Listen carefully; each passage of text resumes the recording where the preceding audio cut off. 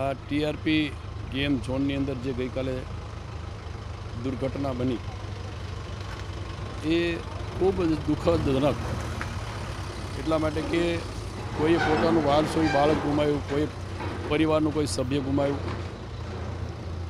અને એને ધ્યાનમાં રાખીને બનાવ બનતાની સાથે જાણ થતાની સાથે રાજ્ય સરકારમાંથી પણ અમને પણ જાણ કરવામાં આવી હતી. હું બહાર હતો, ગૃહમંત્રી આદરણીય હર્ષભાઈને વગેરે. આજે વહેલી સવારે માનનીય મુખ્યમંત્રી પણ આ જગ્યાએ મુલાકાત લઈ ગયા છે. એમણે પણ જે રીતે આખી બધી માહિતી મેળવીને આ ટીઆરપી ઝોન જે રીતે ગેમ ઝોન ચલાવતા એમાં એના ધારાધોરણો, નિયમો શું શું હતું, શું ન હતું, એ ખૂબ ઊંડાણપૂર્વક તપાસ કરવામાં આવશે. સાથે સાથે જે કંઈ બનાવ બન્યો છે એમાંથી જે પરિવારના સભ્યોને ગુમાવ્યા છે એ માનનીય મુખ્યમંત્રી સાહેબે ખૂબ ગંભીરતા લઈને, ગૃહમંત્રી હર્ષભાઈએ પણ ગંભીરતા લઈને સીટની રચના કરી છે, કમિટી બનાવી છે. એની વિગતે તપાસ થશે, ડિટેલ તપાસ થશે. ક્યારે ઝોન શરૂ થયો, એની અંદર કોણ માલિકો હતા, કઈ રીતે, બધી ટૂંકમાં તમામ પ્રકારની ડિટેલથી તપાસ થશે.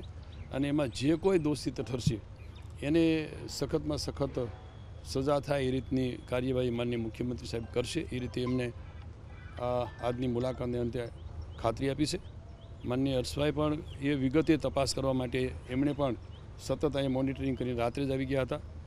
હું પણ વહેલી સવારથી અહીં આવી ગયો છું, અને અમને પણ જે રીતે માનનીય મુખ્યમંત્રી સાહેબે મુલાકાત લીધી અને ગંભીરતા લીધી છે પ્રમાણે આવતા દિવસોમાં રાજ્ય સરકાર પણ પૂરી ગંભીરતા લઈને આ દુર્ઘટનાને પૂરી તપાસ થશે. કુંવરજીભાઈ, જ્યારે પણ દુર્ઘટના બને છે ત્યારે ખાતરીઓ, એસઆઈટી, પણ એવું કેમ નહીં કે હવે ભવિષ્યમાં આવી કોઈ દુર્ઘટના ગુજરાતમાં નહીં? આજે માનનીય મુખ્યમંત્રી સાહેબે આ બાબતે ખૂબ ગંભીરતાથી વાત કરી કે હવે ભવિષ્યમાં પણ આવું કોઈ જગ્યાએ ન બને એ માટે પૂરી કાળજી રાજ્ય સરકાર તરફથી લેવામાં આવશે. એ અંગે પણ એમણે પૂરી ખાતરી તો ખરું, અને એ પ્રમાણે કહ્યું છે કે એમાં કોઈ હવે કચાશ રાખવામાં નહીં આવે. જે એકાદ બે દુર્ઘટના આની પહેલાં બની ગઈ છે, અને આજે રાજકોટમાં દુર્ઘટના બની એમાં એમણે પણ ગંભીરતા લઈને તાત્કાલિક મુલાકાત લીધી, સ્થળની મુલાકાત લીધી. જ્યાં સારવાર લઈ રહ્યા છે જે 3 પેશન્ટ છે એ હોસ્પિટલની પણ મુલાકાત લીધી, અને છેલ્લે એમ્સમાં થઈને એણે જે કંઈ અધિકારીઓ સાથે બેઠક કરીને એને સખત કાર્યવાહી કરવા માટેની સૂચનાઓ પણ આપી છે. કુંવરજીભાઈ, સીધી રીતે જોવા જઈએ તો લાપરવાહી ઘણી જ છે, પરંતુ સૌથી મોટી લાપરવાહી પ્રશાસનની છે.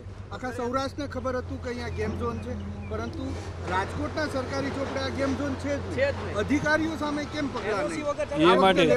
એ માટે સાંભળો, એ બાબતે પણ માનનીય મુખ્યમંત્રી સાહેબના ધ્યાન ઉપર આવ્યું છે કે આ છેલ્લા 3.5-4 વર્ષથી આ ચાલતું હતું. એ કોર્પોરેશન અને રાજ્ય સરકારના પ્રશાસનના ધ્યાન ઉપર હતું. છતાંય જે નોર્મ્સ પ્રમાણે, નિયમો પ્રમાણે જે સુવિધાઓ અંદર હોવી જોઈએ, ફાયર સેફ્ટી વગેરેના, એ છે કે કેમ એની ઊંડાણપૂર્વક તપાસ થશે. એનામાં જે કોઈ અધિકારીઓ પણ દોષિત હશે તો એને છોડવામાં નહીં આવે.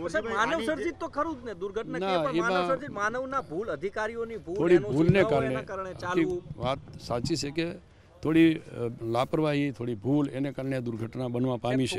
પણ લોકોના મૃત્યુ થયા છે.